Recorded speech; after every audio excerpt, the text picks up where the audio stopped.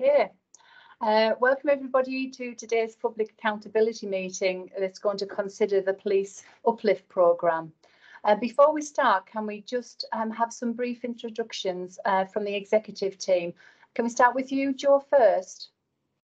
Morning, good morning everybody. Chief Constable Joe Farrell. Good morning everybody, Gary Ridley, Assistant Chief Officer for the Force and also Chief Finance Officer for the PCC. Morning everybody, Kieran Irving, Deputy Chief Constable. Good morning everybody, Tonya Antonis, Assistant Chief Constable. Good morning everybody, I'm Paul Gray, I'm the Commander for Tasking and Coordination. Welcome everybody to today's meeting. Before we kick off, I would just like to formally thank the Chief Constable, Joe Farrell, and the members of the senior team here today for joining us to participate in this public accountability meeting. The focus of the meeting will be around the public Uplift programme, or in lay terms, how we're going to get more bobbies on the beat. The term Uplift is used to describe officers who count towards the government's commitment to recruit an extra 20,000 officers by March 2023. And the figure doesn't include officers who will either retire or be replaced as part of normal business. Durham's share of this is 226 additional officers, which is still a staggering 182 less than we had back in 2010, and compared to other forces that are ending up with more officers than they had in 2010. For example, between 2010 and 2020, Durham lost 27% of its workforce, 408 officers, compared to North Yorkshire that lost 4%, only 57 officers. So earlier this year, my office carried out a consultation exercise prior to the setting of the police precept, and I used the opportunity to consult residents of County Durham and Darlington about what matters most to them and what they wanted to see addressed to improve policing services across the county. This exercise was a further opportunity for the public to have their voices heard and to inform local policing priorities. In summary, 74% of respondents stated that they would like to see investment in neighbourhood policing, and 60% wanted to see more police officers on the street, as well as maintaining police community support officer numbers and reduce neighbourhood crime. 46% of respondents stated they would like to see improved response times to meet increased demand for policing services, and 91.4% considered tackling antisocial behaviour to be a priority. My vision and the vision I share with the Chief Constable, which is set out in the Police and Crime Plan, is to make our communities safer, stronger and more resilient to crime and antisocial behaviour. We want the people in County Durham and Darlington to feel safe and secure in their homes and communities. I've given a commitment to recruit more police officers. This is what the public want, and we need to recruit and retain the best people to serve the residents of County Durham and Darlington. And I will continue to work with the Chief Constable and local partners to get more funding for County Durham and Darlington to enable more police officers and PCSOs to spend more time on our streets and show a visible presence. I'd now like to explain some of the logistics of this public accountability meeting. A full recording of this meeting, including all questions and answers, will be uploaded on YouTube after the meeting and will be made available to the public. Traditionally, accountability meetings where the PCC holds the Chief to account and the Force to account for policing in the area have not been open to the public or recorded. But as your elected PCC, I wanted to address this by being more open, accountable and transparent in the delivery of my duties and decision making.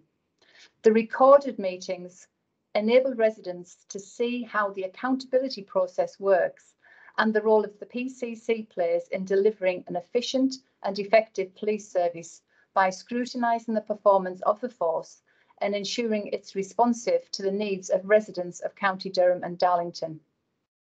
I trust this progressive approach will enable us to give residents the opportunity to raise what matters most to them, so we can hold the Chief Constable and her team to account and make County Durham Darlington safer, stronger and more resilient to the crime and antisocial behaviour. I want to thank everyone who took the opportunity to submit questions around this subject. For all of those who provided a name and address with your question, I will ensure that our office provides you with a personal response. It will be useful for me to talk through the format of who's in attendance today at this meeting. We've got Jo and her team, the relevant people who can respond to the questions that the public have asked. In a few minutes, I will invite the Chief Constable, Jo Farrell, to say a few words. There will then be a 20-minute presentation delivered by Mr. Gary Ridley, Assistant Chief Officer, who will be present during the duration of this meeting, who will also be available to answer questions. Following the presentation, a selection of questions that have been sent to my office by the residents of County Durham and Darlington will be asked. These questions will be directed to the Chief Constable and her team to provide responses.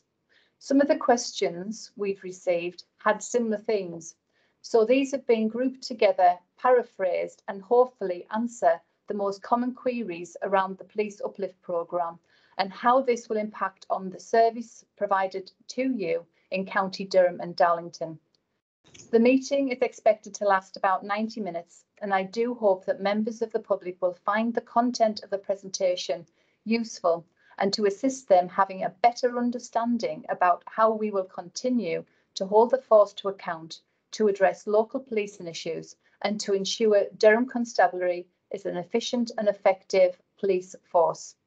Jo, can I now hand over to you to say a few words before we start the presentation from Gary? Thank you.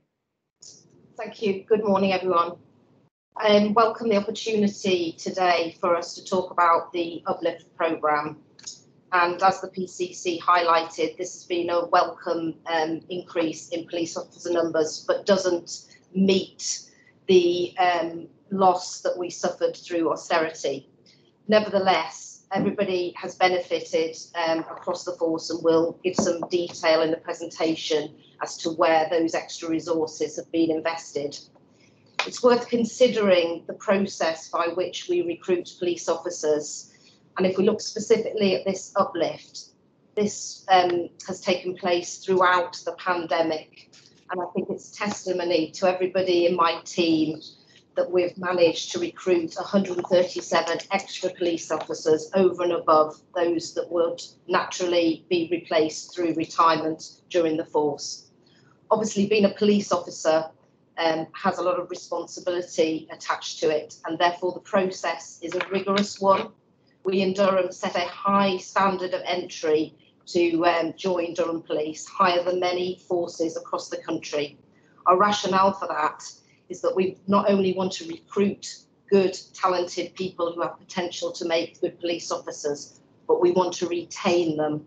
And part of the programme now, in terms of joining policing, is that new recruits go through a programme of being involved in taking a degree around policing, and therefore they need to be able to demonstrate on application that they're able to fulfil the academic attainment in order to be awarded the degree at the end of the 2 or 3 years. So it's a very, very detailed and important process by which we select individuals. We vet them to make sure that they are appropriate and we have trust, confidence, and they have the integrity to be part of policing. And then we also obviously need to train them. We're in partnership with Northumbria University in order for the officers to get their degrees in policing.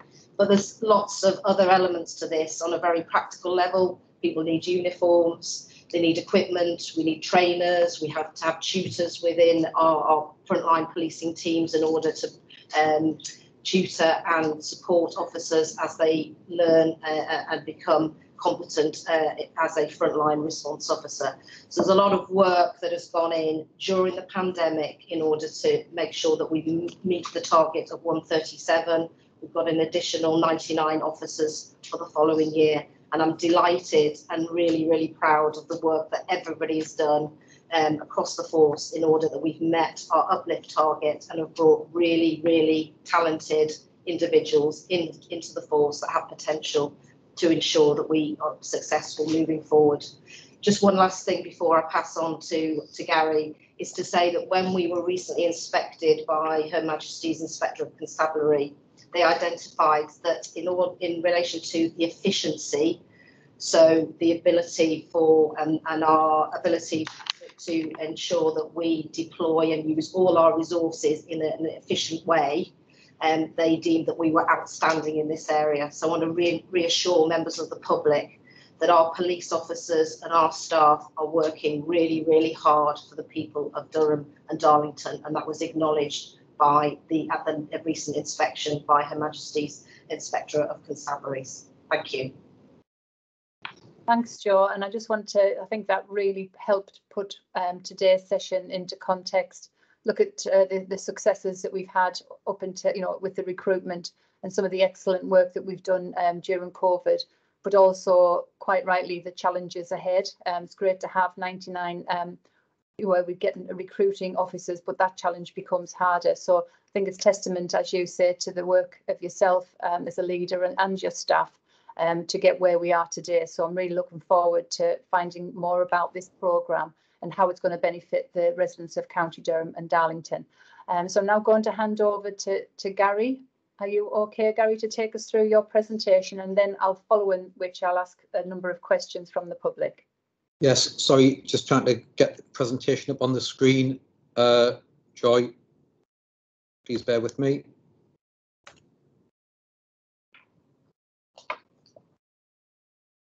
Can everybody see that? Yeah. Yeah. Okay, we'll just go to the front of the presentation.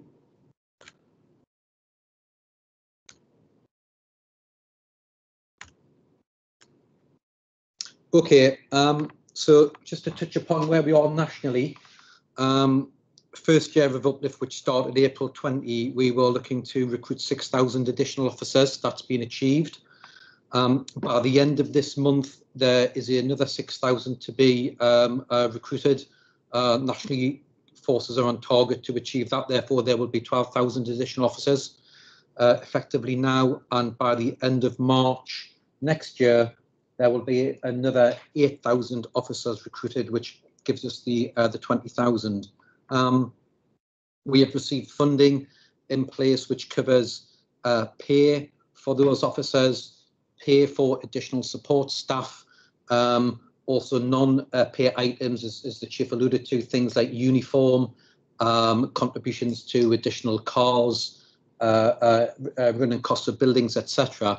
And we've also been given money to improve our buildings, buy additional police vehicles, and also buy additional ICT technology, equipment and software. The important point on that last bit is that the money that forces are being given for what we call capital improvements to buildings, fleet and technology only lasts until 2025. After that, we will have to be self-reliant as a force, which will put a bit more strain on the service locally and nationally. My final point on this national slide is there's a national team of officers, staff and colleagues from the Home Office who've been going around helping police forces just to improve their processes and practices, just to make sure that forces deliver on the uplift, which I think has been a real good beneficial experience. So Durham, our share 227. We had the extra first 68 in place by this time last year. By the end of this month, we expect to have had our next 69 officers in place. We have 30 police officers starting with us on the 28th of March this month, and we are looking to recruit another 90 in the coming financial year. This is based on headcount, not full-time equivalents. However, within our approach to recruitment, we haven't taken on any part-time police officers out of our allocation. So these are effectively officers who are all working 40 hours per week. Attrition, there's been a national TV campaign which colleagues or members of the public may have seen being ran on Channel 4. That is going to be expanded upon again during the summer, I understand. Local activity, we have put a lot of effort into improving the quantity and quality of the information we put on the force website, which I think is starting to pay dividends. We have regular open sessions with potential applicants, which we hold in headquarters 2 or 3 times a year, which are always very well attended. And we are working with some of our colleagues internally within the force around diversity, primarily around increasing the number of ethnic minority applicants that we have, just to try and improve broader diversity within the force. So the chief mentioned about 90 extra officers in the coming financial year. What this looks like in practice, there's going to be 5 intakes. That's on the first line, 3 this calendar year, 2 in early next calendar year. We are looking to recruit 90 extra police officers, and we estimate 70 police officers will leave primarily through natural retirement. Some will leave through medical retirement, some will transfer, generally on promotion to other forces, which I think is a good thing. So therefore, in total, we are going to be looking to recruit 160 officers, which divided by 5 intakes gives us 32. So every time we bring new recruits in, we expect to have 32 in the classroom. This is a very, very high volume of churn relative to what we've had in the past. Just to put that into context, in 2020, before Uplift started, we were normally recruiting about 50 to 60 police officers per year. So this does represent a big challenge, not just for us, but every police officer, every police force. And we are trying to strike a delicate balance between the desire and strong intent to recruit additional officers, but also what we've also agreed, quite rightly, is to make sure that we have continuous employment of PCSOs and call handlers. And also we have lots of other recruitment that we do on a day-to-day basis, as well as internal promotions and moves as well. Good news is the June intake, we are already full. What that means is we've identified the 32 individuals. We look forward to having these individuals start with us then. In relation to the September intake, that is half full. We've got about 19, I think, individuals already identified, and we are currently in the processes of interviewing members of the public and some internal candidates, and we expect that intake to be full very soon. And we've also got about 8 or 9 individuals already identified for the October intake. So, you know, we are making good progress on filling up all the slots. In relation to the recruitment exercise that's currently underway, it closed in January. We had the thick end of 400 applicants. That is lower than what we tend to see. Last summer we had 460. The year before that we had about 850. Generally speaking, we are seeing a reduction in the number of applicants, not just who are looking to apply to Durham, but more generally across the service. What I would say, however, is given all the information and all the open sessions that we have with members of the public, what we think is happening in part is that some people have decided not to apply because they get given better quality information. And therefore, when we initially sift the applicants through the recruitment process, we are losing fewer applicants. That's because people who would have otherwise applied but who would not get past first base because either they didn't have the requisite driving qualification, license qualifications, criminal records, age, etc. These people are not applying who otherwise would have. So actually think the fewer some of the numbers, some of the reduced numbers is a good thing because people aren't applying who would otherwise just have failed. Nationally, we expect a 10% success rate. People are quite often surprised at that, but that's because to be a police officer, you know, there's quite high standards. In relation to ourselves, we expect somebody to have, if they haven't got a degree, to have effectively 3 A levels at grade B or 2 A levels plus life experience. It does take about 9 months to recruit.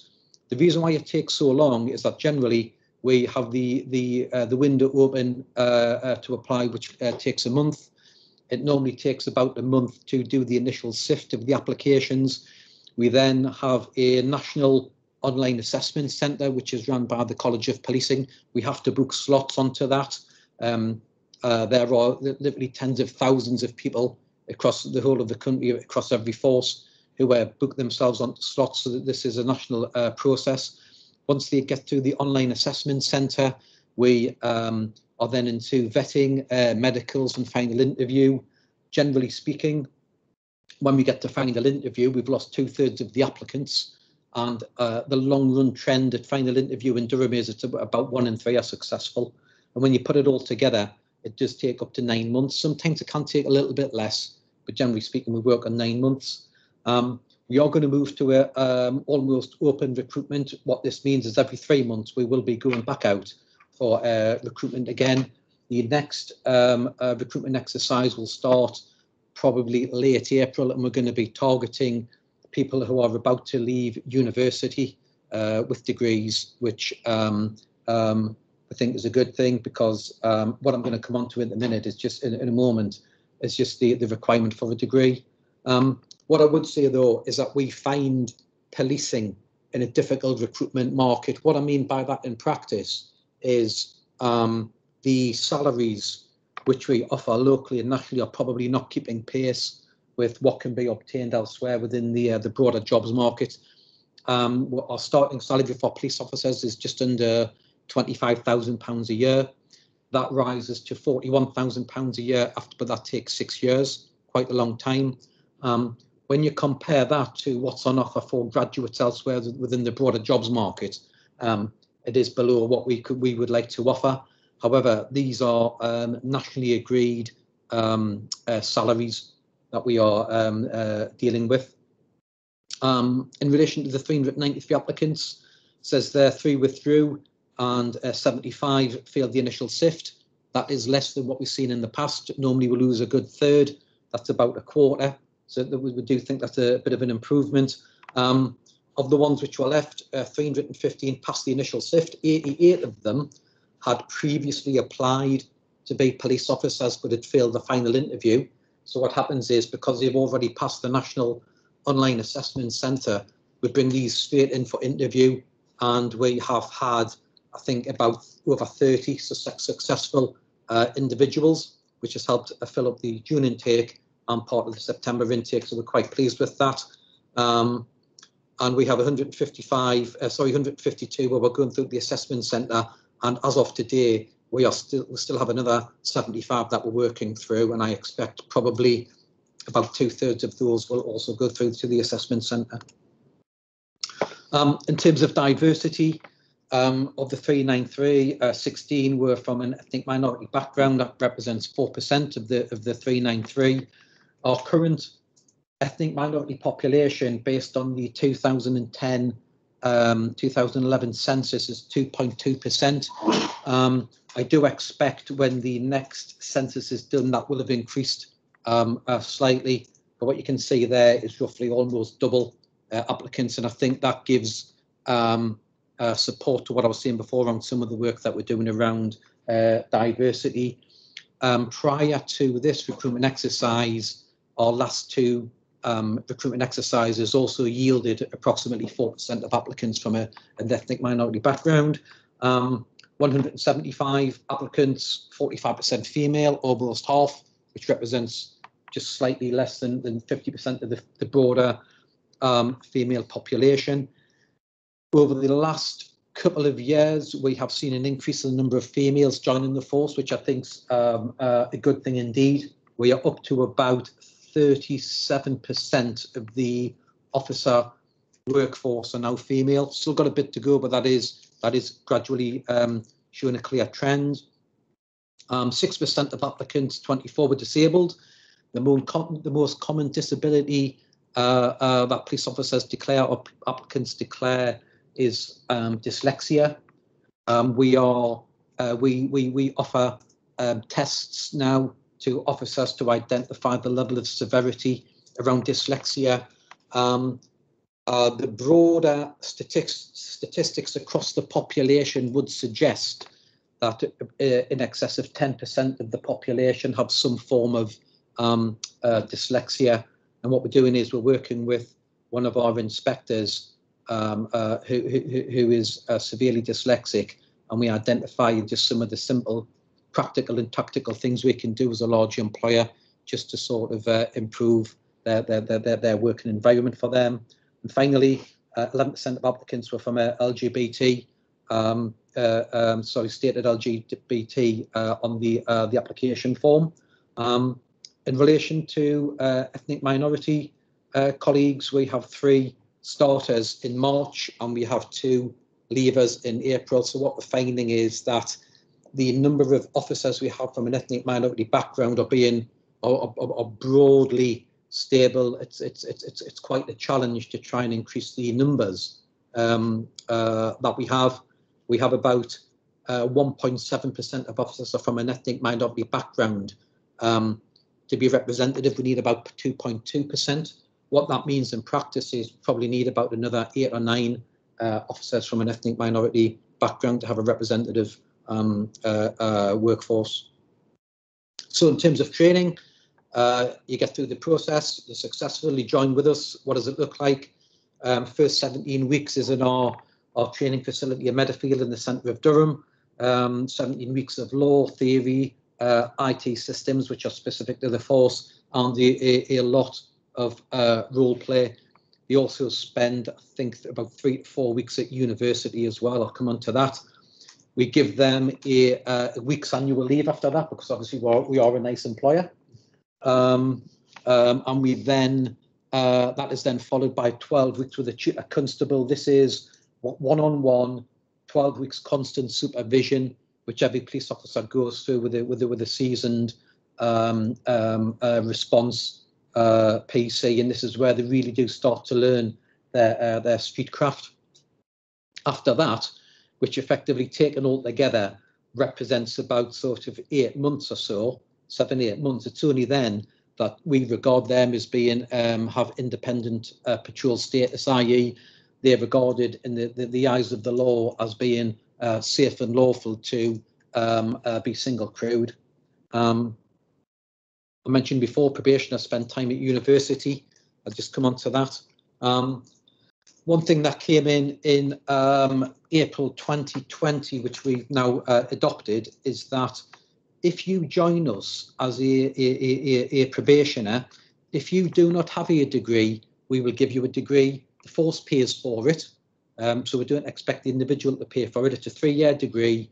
It's funded from something called the apprenticeship levy, which every large employer pays into a national pot of money. We get charged £8,000 per year. Our provider is Northumbria University, who also provide the same course to Northumbria Police as well.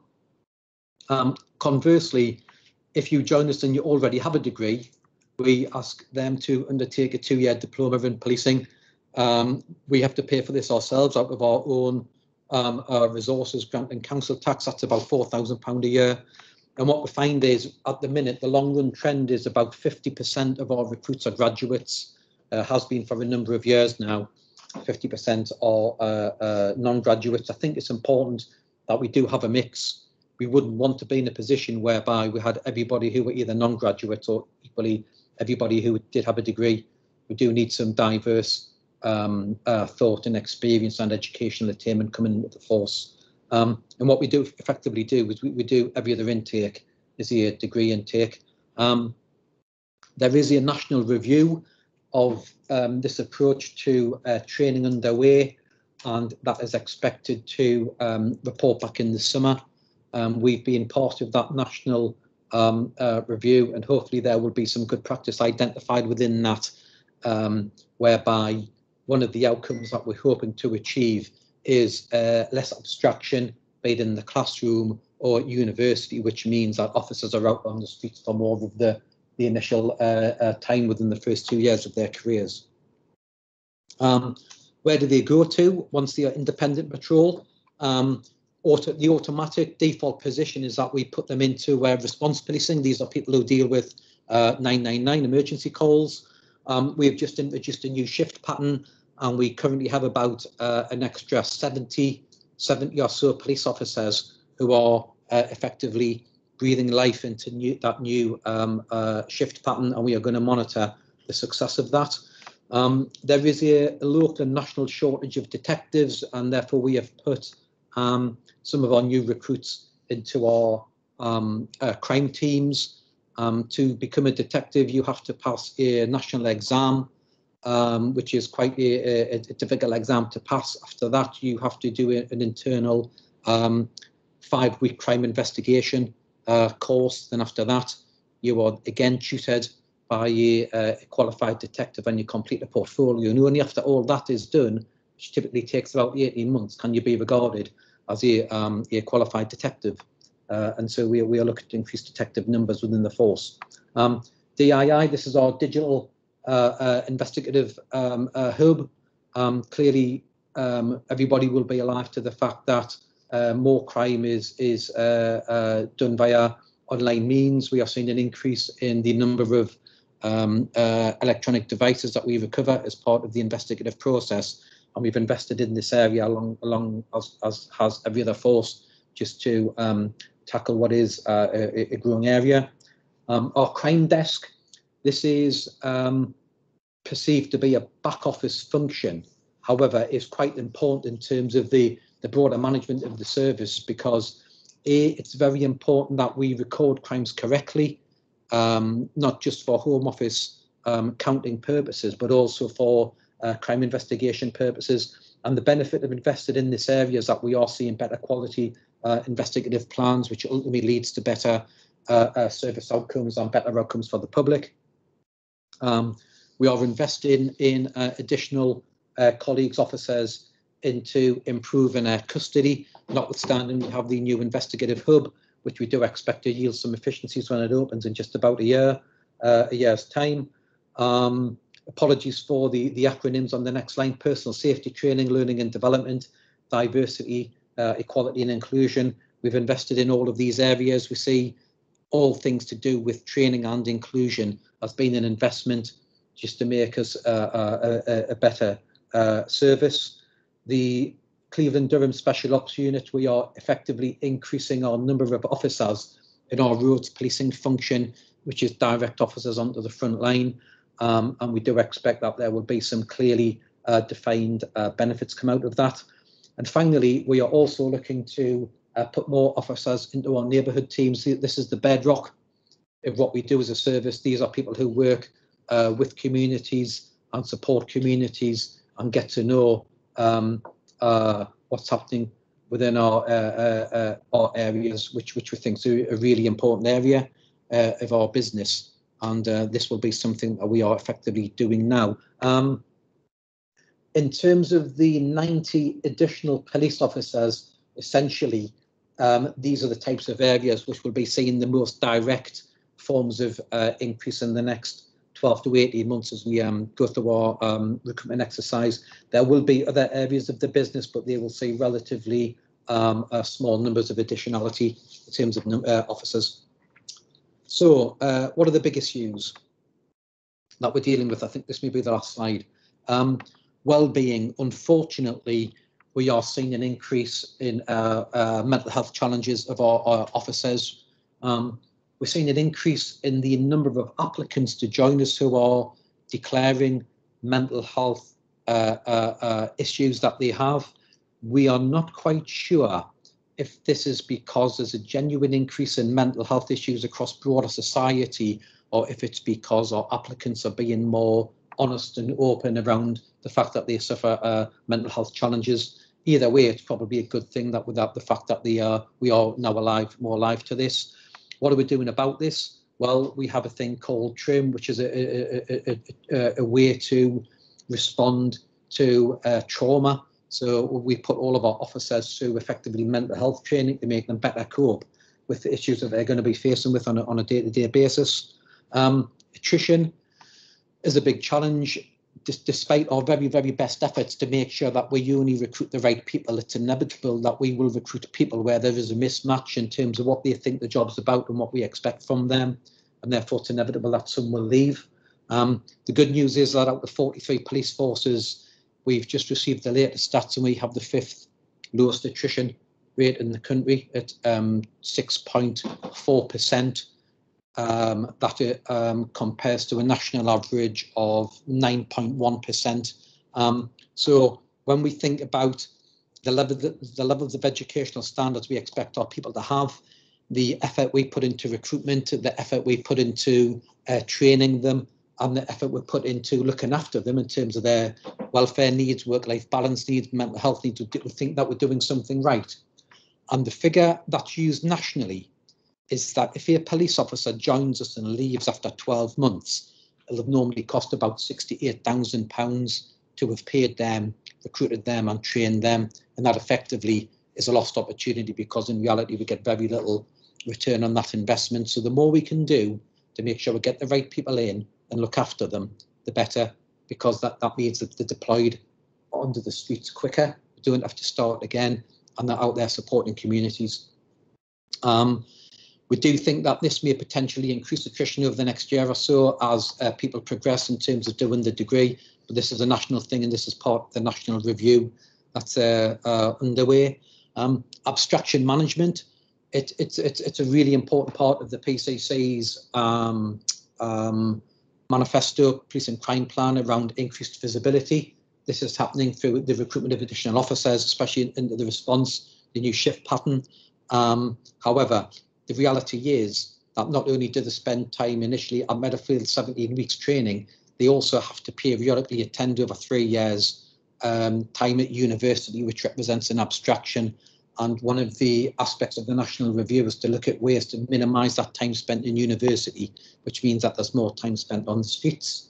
There is a lot of national learning coming out from the National Uplift team that we are looking to avail ourselves to, just in terms of how we attract the right individuals to join us, how we recruit them, how we train them, how we look after them, and how we continuously improve their policing skills, because effectively when people join us now, they sign up for a 35-year career. Over that 35 years, the pay alone is just shy of £2 million. What this means is when you recruit somebody, it's almost a multi-million-pound investment in each and every one, which is why it's so important that we put such a lot of effort into making sure that we get the right individuals coming to join us. Sustainability. Notwithstanding all of this, locally and nationally, the services does face some challenges, be it around things that I've discussed around attrition, some financial challenges, demand continues to grow, and there is a lot of thought being given locally and nationally in terms of how we sustain these 227 officers, in terms of making sure we can afford to keep them, pay for them and look after them, but also making sure that we minimise the ones who join us and who leave, because as I said, that's a limited return on our investment. And the big challenge we've got going ahead locally and nationally is how we maximise productivity levels and make sure that the big headline indicators of performance, be that crime levels, demand management, outcome levels or satisfaction levels, are maximised on the back of this investment. And with that, PCC, I shall open it up to any questions. Thank you. Thanks for that, Gary. Absolutely, really thorough roundup, and I think that the residents of County Durham and Darlington will appreciate the time and effort you've gone into to really pull us together. Quite a lot of comprehensive details there. I think it'll also be useful for our members of the Police and Crime Panel, the Safer and Stronger Communities and our scrutiny groups, as well as potentially new recruits, anybody thinking about joining the force. I think that's a real good setting out our stall of why hopefully people will come to Durham and join us and take the opportunity of those vacancies. So you'll not be surprised that this is something that's a real issue for local people. People do want to see more visibility and police on the streets. So we've had some really good questions, and I'm hoping that for the next couple of time that we've got left is to go through them. So I'll just put it to different people on the executive, because I know it's different specialisms will be able to answer the questions as well as yourself, Gary. So the first question is, that we've received is about, as well as continued recruitment of PCs, what's your plans for the future of recruitment of special constables? Now, just before you, I'm going to ask you this, Gary, but I know myself and Kieran met with the special constables the other evening, and I think this is something that I'm often asked a lot about. So it'd be interesting to know what the plans are for the recruitment of new special constables. Thank you. Yes, thank you. In the coming calendar year, we don't have any plans because we're fully committed to recruiting the Uplift number. As I said before, this represents probably about 3 times our normal level of recruitment. However, part of the national work, there is a work stream that's going to just about to report upon increasing the number of specials, and we're going to wait for that good practice to come out. But I'm hoping that towards the back end of this coming year, that we will be in a position to start to open the door again to specials. At present, I think we have something in the region of about 50 special constables. We do use some of these individuals do join the regulars, which is quite often the main reason why the numbers go down. But as I say, we are looking to wait until the national good practice comes out of this before we open our doors again. Thanks, Gary. And I think obviously we as well as seeing the specials the other evening, myself and Jo and the executive were there at the long service and special conduct awards last night, and it was great to see people who've been the special constabulary serving for many years. So it's a great way, and it's refreshing that we are going to sort of look to them going future, and there's some national work going on as well. So thank you for that update. Tonya, what's the additional support being put in place to target areas that are currently being subject to recurrent antisocial behaviour and thuggish behaviour from youths? Yeah, thank you. Sorry, there was a horrible echo there. I think that was my mic. Apologies, everyone. And thank you. Really important question, and clearly a really important area of business. And you've heard from Gary's presentation around the Uplift, the extra officers that are predominantly going onto the front line. So we now have 385 officers in our response, our emergency 24/7 response teams. And you've heard about the new shift pattern that's been implemented, and that's early days, but we're already seeing that's really making a difference to our response in these areas. We've got 10 additional officers going into neighbourhoods in April next month. So we know that will really make a difference, and more to follow later this year. I think our local neighbourhood teams remain really visible, and we know how important that is. And there's a real focus on problem-solving approaches to really tackle those persistent offenders. And we have seen some really positive results very recently in the east and south of our localities. So it's really that extra investment in the front line and the change of shift pattern that we know will really make a difference. Thanks, Tonya, and I think that would be welcome news to the residents in those neighbourhoods. What's coming? It sounds very positive work that's going on to deliver that, and I think refreshing that we are, we are doing problem solving approach and partnership work to solve them issues of antisocial behaviour. Because it's not just, like I say, a police issue, is it? We know that it's a partnership approach to address that. So I think that's really, really helpful. Kieran, I think this one, I'm going to direct this question to you. What are you doing to ensure the shortfall from previous police numbers is being addressed and rectified? Thanks, Joy. I think as Gary's already mentioned, we're doing an awful lot of work before people actually join the service to make sure that we bring in the highest quality officers and staff at all levels, and that is not only those who come in on the apprenticeship scheme, but we're also bringing graduates through and officers with specific skills, notably specialist operations and detective skills in particular. We bring them in on transfer to the force to make sure that we've got the best opportunity to be effective in terms of the services we deliver. We've also invested significantly, and we continue to invest in the best sort of technology and equipment to support our officers and staff in delivering the service that they do in the most efficient and effective way. you know, it would be wrong for us to disregard the gap that exists between our numbers in 2010 and the total we'll have post Uplift. And of course, we understand that might well be a concern to members of the community, but it's important also to note that during this time, the force has also invested in key police staff roles. So the balance between our officer and staff numbers has changed over time, and a number of the officer gaps that we've got are now covered by specialist police staff with skills in the areas that they work, so that our warranted officers can be very much focused on frontline response and investigations. And I think sort of a couple of key areas really where we've picked up in that regard is particularly around the force control room, additional contact handlers who come in as police staff members as opposed to putting officers in there, which is both cheaper and more effective in the long run, because we would hope to keep them enrolled for longer. But we've also expanded that into intelligence investigations and safeguarding. So we've got levels of support from police staff colleagues that are unheralded really in the force, which helps us to offset that gap, and we'll continue, I think, you know, notwithstanding budgetary impacts in the years to come, we'll continue to balance that as best we can so that communities get the best deal from us possible.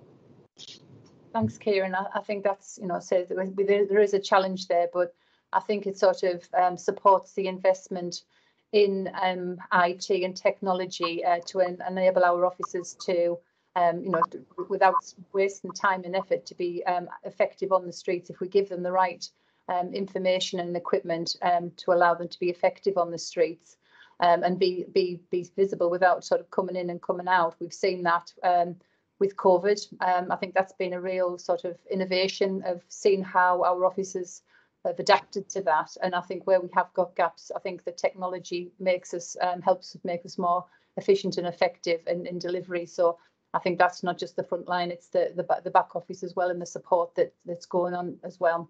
Thank you. We also, when we have active on the streets beat teams operating again, Kieran? Yeah, of course. I mean, I think it sort of follows on from the previous question, really. I think I'd make the point really to say that our beat teams have never been inactive. Right the way throughout COVID, there's been a presence in all of the localities, albeit because of restrictions around face-to-face meetings. Some of that presence and some of that contact has been through the digital means. So our move from traditional local parish council and packed meetings in the physical sense have moved across to virtual meetings using new technology, and that has been a really important addition to our armoury. We're moving back now into a blended approach between those digital meetings and physical ones, which is going to enable us to have greater physical visibility in our patches.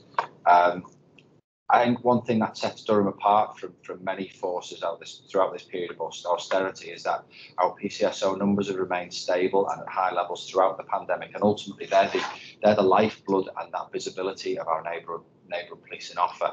And as Gary's described, the work that we'll continue to do during this coming year to maintain that stability, so that members and residents of our local communities have got named, visible and consistent contacts, which is a real big important thing for us.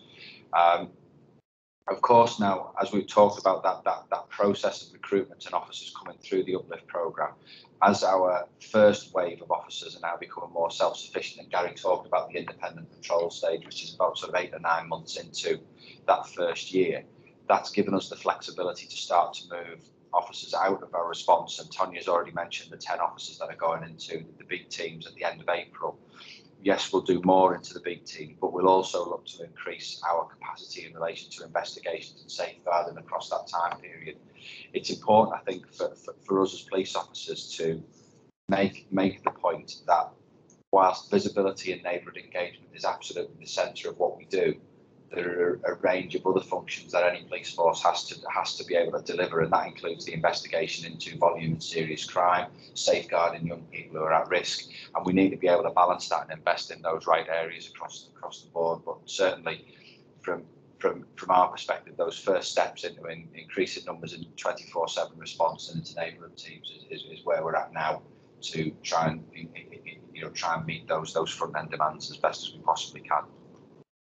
Thanks, Kieran. And I think we've seen, with how we talk about the value of the the neighbourhood teams, and particularly the keeping and sustaining the PCSOs. But we do know that, on a positive note, that we do lose some PCSOs who join as operational police officers. But that knowledge and experience that they've gained at the neighbourhoods will be invaluable to them going forward. And I think, you know, we have gone with the technology, and I think we've seen about the pack meetings online, which is very, very good. And I think part of the things that I know both the force and my team are really pushing is getting people signed up to keep in the know, because that's a way of having a real good contact on a regular basis with the neighbourhood teams about what's happening in your area. So I will put a link at the end of this session, so we can encourage people who maybe are watching this and our residents to sign up to that.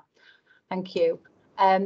Gary, I think this one, is it correct that the force will be penalised if they don't recruit sufficient police officers in line with the uplift?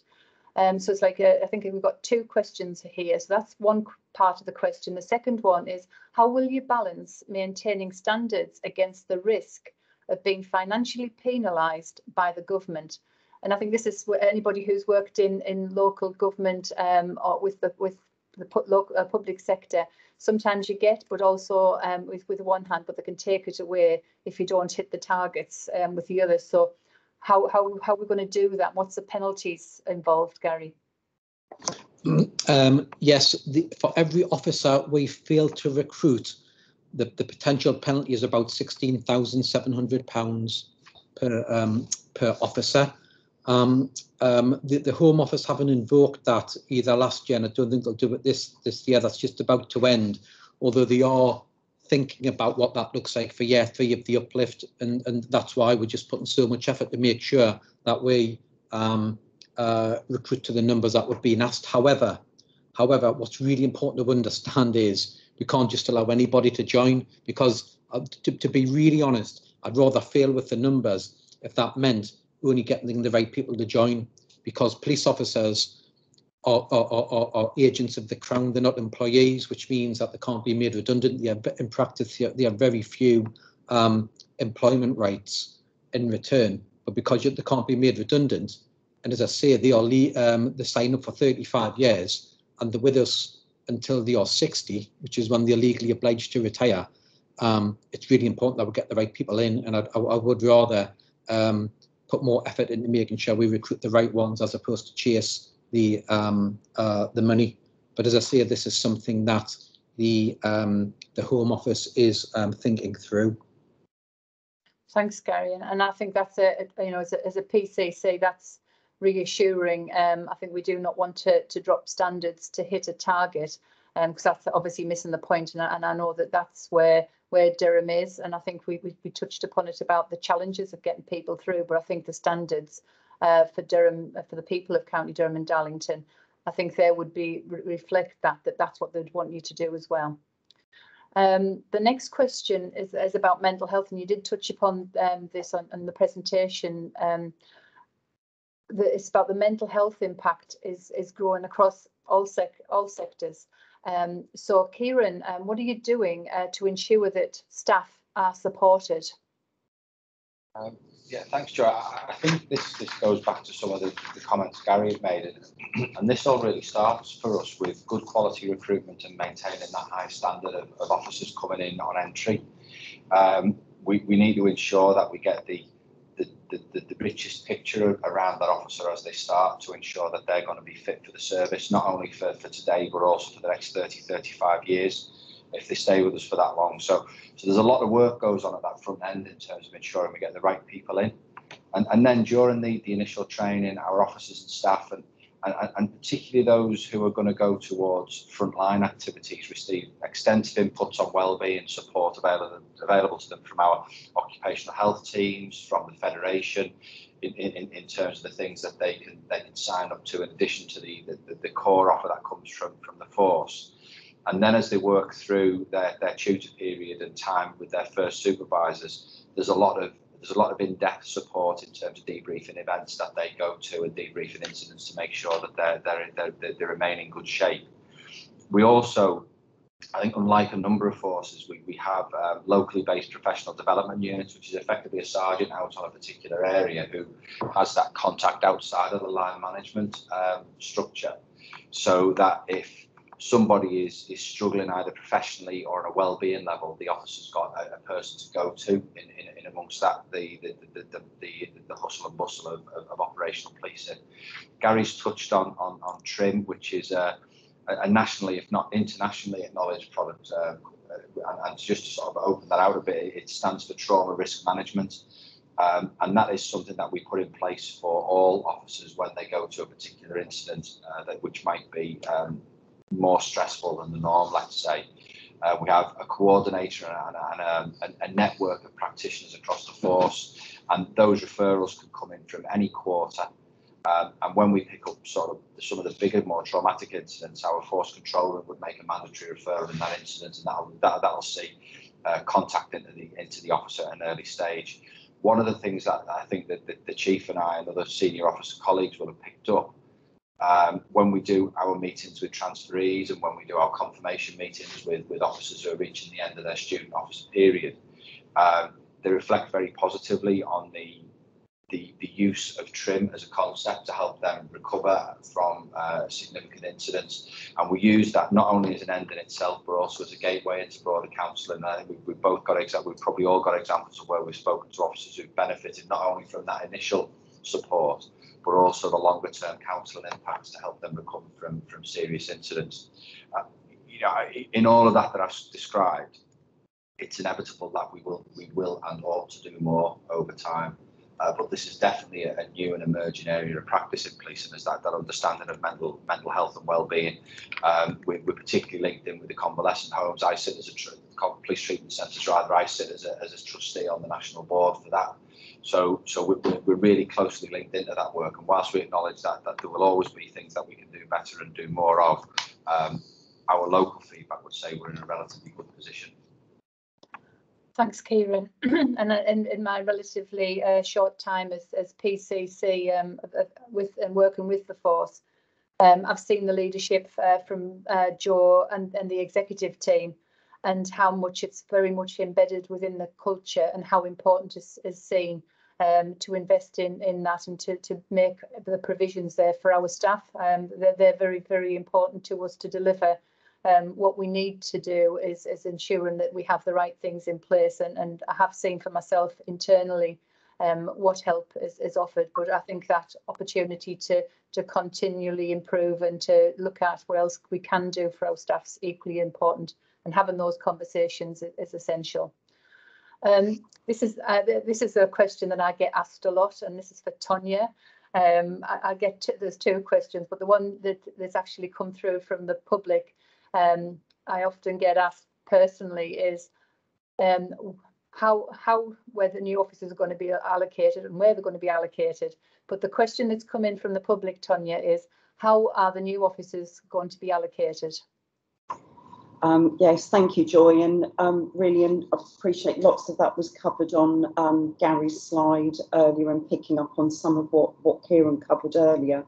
But the priority is really going into response, so response, road policing, and we have got an uplift in our armed response as well, so we shouldn't lose sight of that. But investigations and safeguarding and neighbourhoods, what we do is we keep it under constant review as we're bringing the recruitment in, and officers are going out on independent patrol. We keep it under constant review as to where our priorities are. So if we need to shift and flex, we try to be as agile as we can, so we can make sure that we're putting officers into the priority areas that are having the biggest impact on our communities. But it's really that frontline response, neighbourhoods and safeguarding investigations. Thanks, Tonya. The next one, I think we have touched upon this in the presentations as well, but I think it's really important when we get extra officers. The question coming from the public is for Gary, is how will more frontline officers have an impact on back office functions? Yes, thank you. We've increased the numbers of staff in HR for the additional recruitment. We've increased numbers in learning and development. which we think has been a real success. We've increased the numbers of occupational health staff we have through employing additional nurses, but we've also increased staff in comms. Clearly, if there's more cops on the street, there is more comms to deal with calls coming into our control room around demand. And because officers are dealing with more incidents and crimes, we're seeing an increase in crime scene investigation numbers as well, all of which combined together ensures that we've got a sound investigative process and response to the public, which again feeds into improved performance. Yeah, I think that's equally important, that it's the demand, the work that they're doing on the ground generates work as well. So it's nice to have that balance and oversight that we're looking at that as well. And another one for you, Gary, is are all the officers going to need degrees, and how will this have an impact on the time they spent on the front line? Yes, I think I covered this in the slide. So 50% of our new recruits have a degree. That's good from an abstraction management perspective, because they spend less time at university and they only have to go there for 2 years. Therefore, that's why we're doing every other alternative intake as a graduate intake. In relation to the non-graduates who spend more time there, we're looking to make sure that we get the right people in, so we'll lose fewer of them, which if you think about it, when you lose a police officer because it's not for them, that is the ultimate abstraction, effectively they leave the force. We're also working with the National Review team to identify ways to minimise the amount of time spent in university to maximise the time on the streets. Thanks, Gary. That's really helpful. And that's it. It's nice to have the questions from the public, but also backed up by the earlier presentation. The next question, it's another one for you, Gary. It's a bit of a long question, but I'll read it as it's been sent. Why are there fewer boots on the ground? It's the opinion of most County Durham residents that more officers on the street is essential. If PCSOs do not have the same powers of arrest as regular officers, why do we spend as much on financing them? It's a nonsense argument that regular officers take longer to recruit. We need more on the streets to quash all antisocial behaviour and drug-related crime, and not to be soft on prosecution simply because the courts/prisons are overwhelmed. PCSOs are mocked by antisocial behaviour teenagers and feral members of our communities. That was a long question. I'll take one bit at a time. Fewer boots on the ground. I think you mentioned, as did the Chief, we even after the uplift, we'll still won't have as many officers as we had in 2010. Having said that, what follows from that, therefore, is the fact that these 227, it's even more important that we recruit the right ones and look after them and train them well. It's even more important, therefore, that we work them hard to maximise efficiency and productivity. And this is something that isn't certainly not lost on the Chief or colleagues in the force. And equally, it's something that you've been effectively really supportive of as well, Joy, through maximising the precept flexibility, which I think is a really important point to link into that. It is clearly part of your plan to have more officers on the ground, which we are delivering. In terms of visibility, we've said that they're going to response. That is probably the most visible bit that the public see. In reality, we've just moved to a 5-shift pattern system. We have more police officers on shift during the small hours during the night, whereby the public can feel rest assured that whilst they may not see them, they are there and they are protecting our communities and businesses. In relation to PCSOs, we know that they are popular with the public. They are popular with community activists such as local councillors. They really do provide a significant part of the neighbourhood police model. They really do play an important part in being the eyes and ears of the community. I think that the public do accept that whilst they do not have warranted powers, they do accept that they are part of the wider policing family. And, we do get quite a lot of intelligence via the PCSO model that we have. And yeah, they can't be drawn into confrontational situations. As I said, that they don't have the power of arrest, but they do really form part of the bedrock of what we do, which is neighbourhood policing. In relation to recruitment times, I've hopefully covered that in the presentation. Recruitment processes aren't entirely down to us. This is effectively a national process that we're in with. I'd much rather take our time to get the right people joining us, bearing in mind this is almost a multi-million-pound investment in the individual. We just need to make sure that we do get it right. And I make no apologies for the fact that, yes, it does take a while, but given the fact that we have high standards to join us, given the fact that we have low numbers of people leaving, and that we do have good performance, I do feel that we are doing something right in that. In relation to the final point about soft on prosecution, I don't know if one of my colleagues wants to respond to that. I'll just say that my personal view is that's a much more broader based question around the broader criminal justice system as opposed to policing per se. Do you want me, Joy, if I come in on please. the prosecution piece?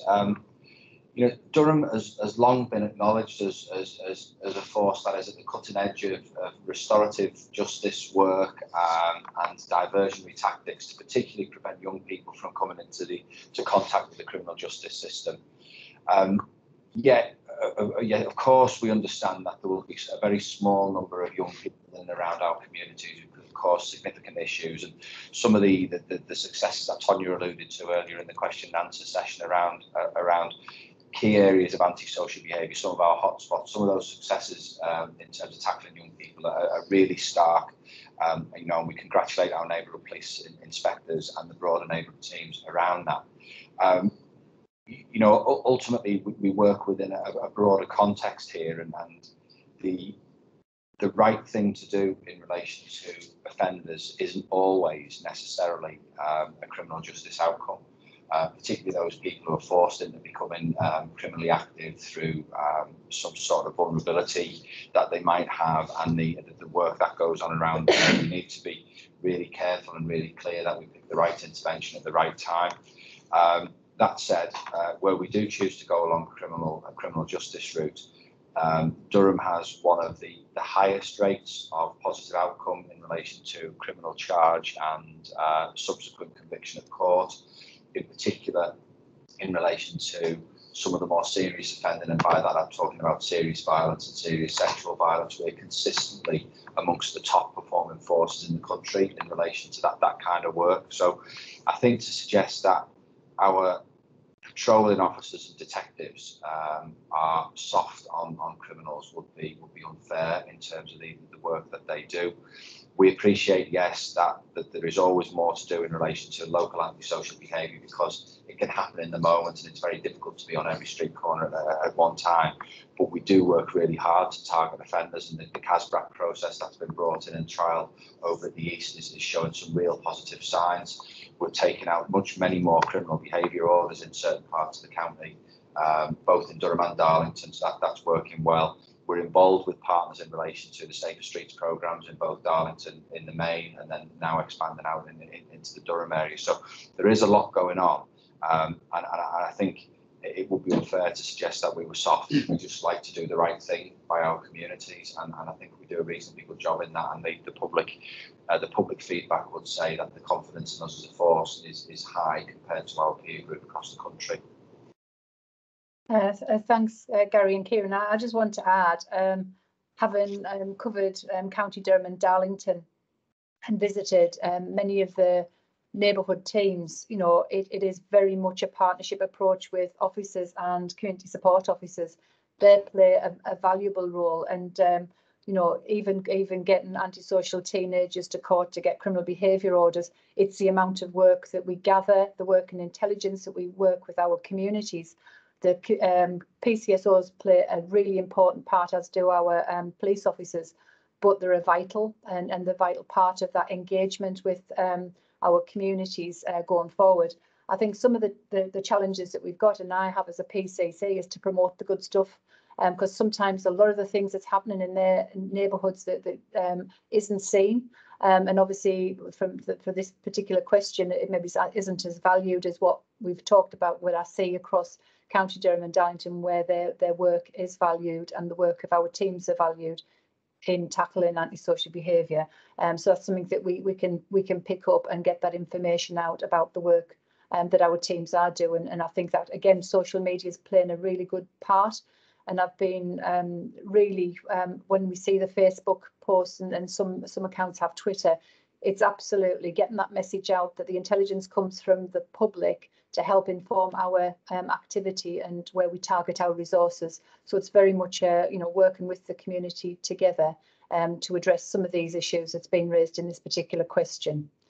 The next question is another finance question for you, Gary. Isn't it time for police forces to consider reducing senior members of staff wages positions to spend on frontline policing?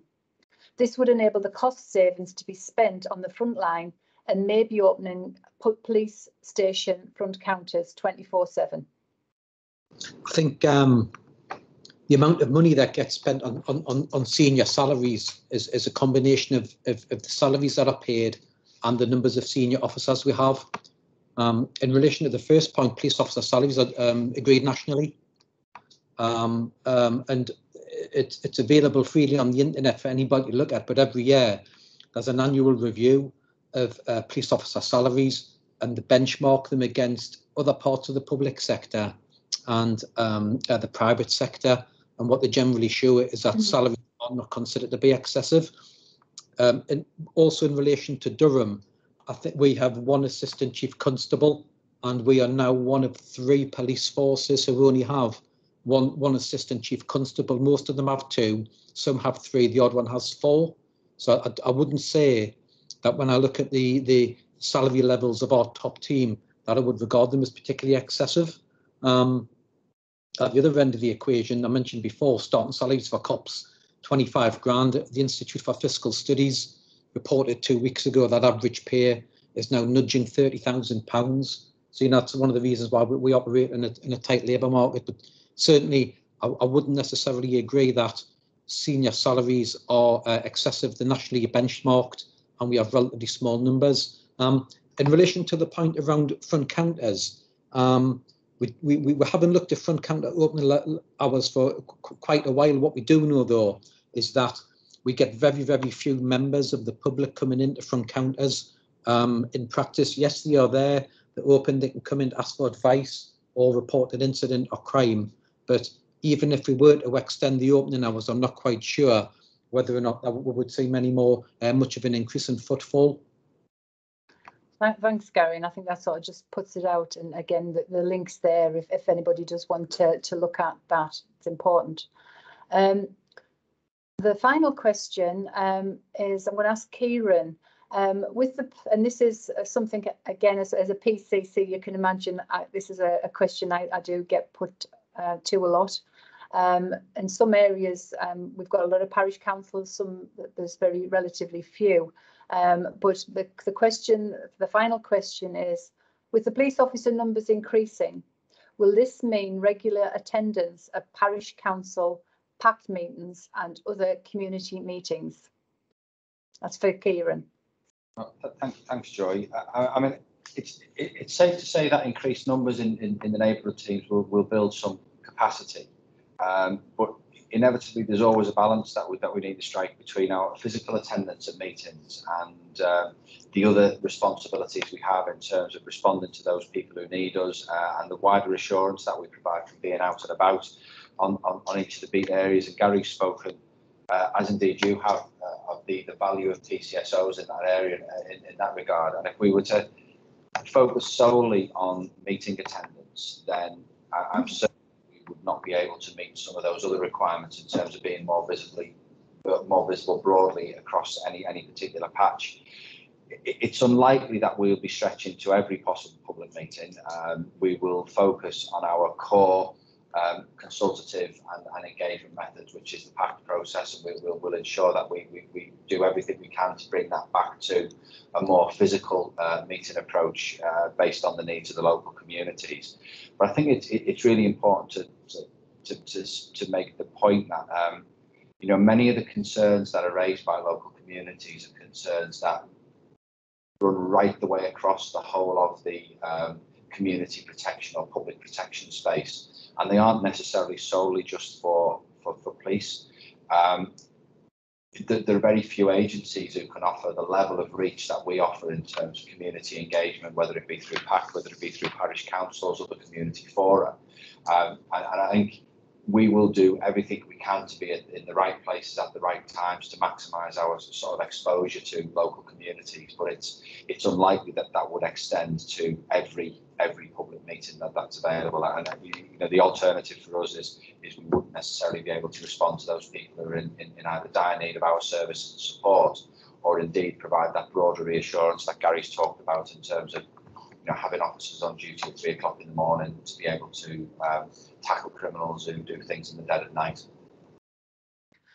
Thanks, Kieran, and I think that's something that when we picked up, I was at a parish meeting the other night, and they were looking at, well, will the new shift pattern give that opportunity as well? But I think it's part of that engagement exercise. How they do that? Do they have to attend in person or physically? But I think there's some real good pockets of what's happening across County Durham and Darlington, is just sort of sharing that and appreciating the time that we want these our police officers on the street as much as we possibly can. So I think that's really a good one to end the public's questions. Just before I conclude, Jo, is there anything you want to add at the end before I sum up and make the closing remarks? Thank you, Joy. Just a few points. I'm hoping that what we've described in detail in the response to the questions has identified and highlights the complexity of recruiting new police officers and making sure that those people are of the highest quality and have the potential to make competent officers and fulfil you know, their ambitions. It's not only the recruitment, it's the retention of those staff, and we've described in detail today what we do to ensure that those people are looked after, they're cared for, they're fit, healthy, both physically and psychologically, to fulfil a long and lengthy career and really contribute to the public of Durham and Darlington. In relation, just to finish on how the resources are allocated, it is a fine balance between the visible response, neighbourhood policing that we have, and balancing around high harm offences and the complexity that things like fraud, cyber bring, vulnerability and safeguarding those strategic threats in relation to things like firearms. So policing is always a fine balance, and making sure that we can, with confidence, be able to meet our requirements across all of that landscape that people would expect if they call for us in need to be able to respond to. Hugely proud of the work that's been done in relation to the Uplift. Really work that has really put us in a good position moving forward. And I think, just to finish off, the fact that we're retaining these people is a really strong indicator that we are making good decisions, and we are training, recruiting and training the best quality people that sit across our communities. Thank you. Thanks, Jo, and I've personally found this session very interesting. There's so much information just on a title like Police Uplift that you don't realise what's going on behind the scenes, and how hard you're working and the staff are working to get them police officers on the street. So this brings us to the end of the accountability meeting. I do hope that the presentation delivered and the questions that have followed have been useful. Our police officers provide an outstanding public service in keeping the Queen's peace, and I am committed to ensuring their bravery, sacrifice and dedication is recognised. They protect the public from criminality, they protect the vulnerable, they deter offending and reoffending through their neighbourhood presence and proactive working, and they pursue criminal justice through their response and investigation work. I am committed to ensure that Durham Constabulary continue attracting, recruitment, retention and progression across all areas of protected characteristics to attract, develop, progress and retain a diverse workforce, which is representative of the communities we serve in line with the National Representation Toolkit. It's essential that the force supports those younger in-service officers, or there are likely to be risks regarding retention, which would have a negative impact and effect upon our recruitment. However, I must give a word of caution here. So although the Uplift funding is welcome, the government has recently announced that they intend to review the police funding formula between forces for future years. Based on our previous reviews, Durham could potentially use a significant sums of grant up to £10 million, putting significant strains on our budget and therefore our vision for future frontline policing. As your PCC, with myself and the executive team, we will be lobbying on your behalf for fair funding that is essential to deal with policing effectively. Any new funding formula should include the provision for the fact that policing deals with harm as well as that we can ensure that the policing is required. In the first instance, we want to prevent crime wherever possible. In conclusion, I'd like to reinforce that I will continue to work with the Chief Constable, her team and partners to get more funding for County Durham and Darlington to enable police officers and PCSOs to spend more time on our streets and show a visible presence in our communities. I would like again to thank the Chief Constable and her team for giving us their time today and for their participation in responding to the people's and the public's questions. Thank you. Thank you.